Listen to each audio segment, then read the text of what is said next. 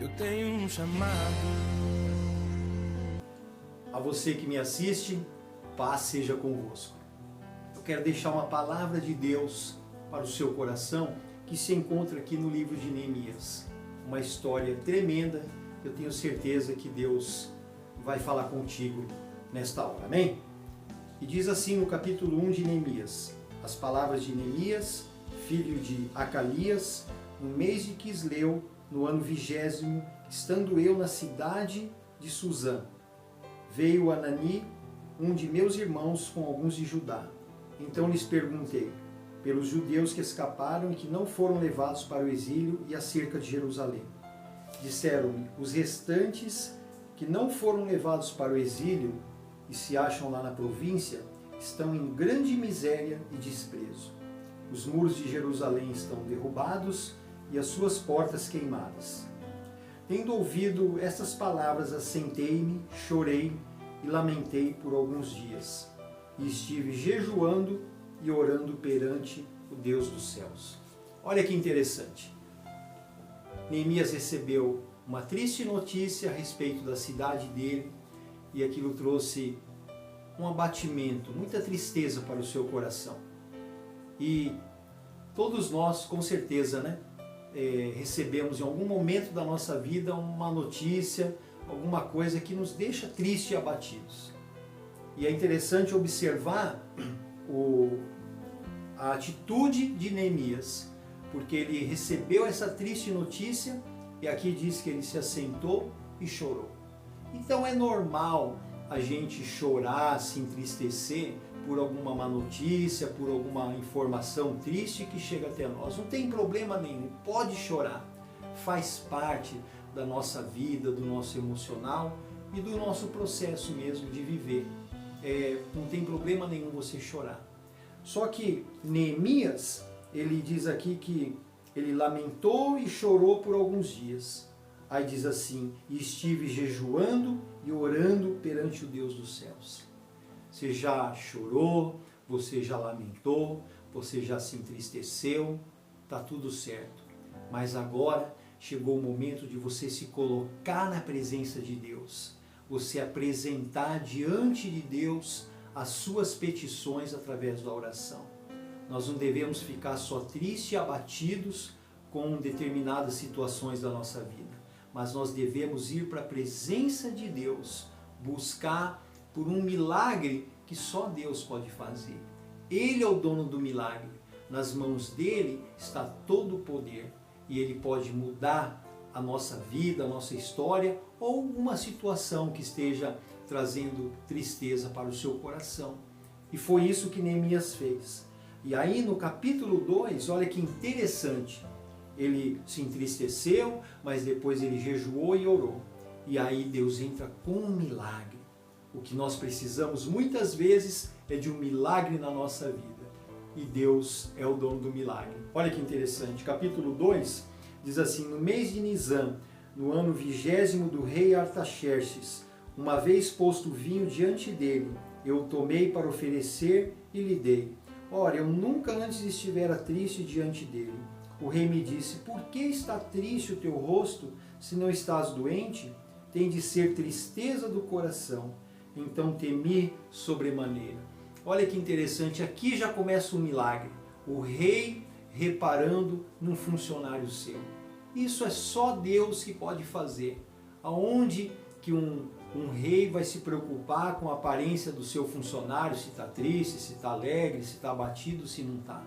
Eu quantas vezes vou trabalhar triste, às vezes abatido, já fui muitas vezes, e o meu patrão não está nem aí. Nunca reparou em mim, nunca perguntou se eu estou triste ou por que eu estou triste, enfim. Mas quando Deus entra na história, Deus opera um milagre, Deus faz as coisas impossíveis acontecer. E aí o rei conversa com ele e diz assim, e lhe respondi, viva o rei para sempre. Como não me estaria triste o rosto se a cidade onde estão os sepulcros de meus pais está assolada e tem as portas consumidas pelo fogo? Disse-me o rei, que me pedes agora? Então orei ao Deus dos céus. O rei, além de reparar na tristeza do rosto de Neemias, ainda se dispôs a ajudá-lo. O que você quer? O que você precisa? Olha o milagre acontecendo. Olha Deus trabalhando na situação. Aí disse ao rei: se é do teu agrado, rei, e se o teu servo acha mercê em tua presença, peço-te que me envies ajudar a cidade dos sepulcros de meus pais, para que eu reedifique. Então o rei, estando a rainha sentada junto dele, me disse: quanto durará a tua ausência? Quando voltarás? Aprouve ao rei enviar-me, e marquei certo prazo.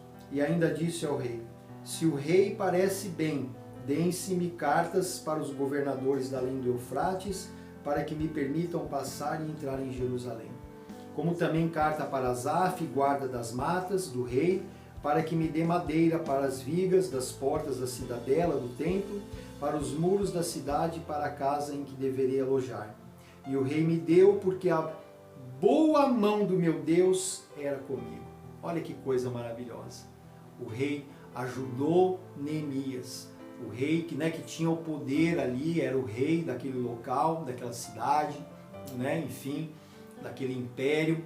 O rei se dispôs a ajudar Neemias. Por quê? Não porque o rei era bonzinho, mas porque a mão de Deus, a boa mão de Deus, era favorável a Neemias. E aí Deus vai movendo tudo a favor do seu servo.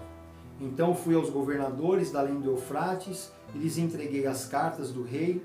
Ora, o rei tinha enviado comigo oficiais do exército e cavaleiros. O rei deu todo o suporte para que Neemias resolvesse aquela situação. E era uma grande obra que tinha que ser feita. E assim Deus fará na sua vida. Qual é o seu problema? Qual é a sua necessidade? Do que é que você precisa? Qual o milagre que você precisa? Quero dizer para você, Deus pode fazer. Você já se entristeceu com a situação ou você está triste? Chegou agora o momento de orar, chegou o momento de jejuar, chegou o momento de buscar a presença de Deus para que Deus venha se mover em seu favor e operar um milagre na sua vida e mudar essa situação. E por fim, diz aqui no versículo 10, disto ficaram sabendo Sambalate, o Horonita, e Tobias, o servo amonita. E muito lhes desagradou que alguém viesse a procurar o bem dos filhos de Israel. Olha só, nem todo mundo vai se alegrar com as suas conquistas, nem todo mundo vai se alegrar com as suas alegrias, mas que você possa ficar firme na presença do Senhor, porque o seu milagre, o que você precisa, vai vir da mão de Deus para a sua vida. Não pare de lutar, não pare de buscar a Deus, não pare de confiar no Senhor, na sua palavra e nas suas promessas. E eu tenho certeza que Deus vai entrar na sua vida, ou entrar nessa situação, mudar a sua história, porque Ele é poderoso e Deus quer te ver feliz. Deus não se agrada de ver os seus servos abatidos e cabisbaixo. Nós somos parte da família de Deus nessa terra e nós temos que confiar no Senhor e crer que tudo Ele pode, e nenhum dos planos do Senhor podem ser frustrados. Guarda essa palavra no seu coração, levanta a sua cabeça e segue firme em frente, porque Deus é contigo.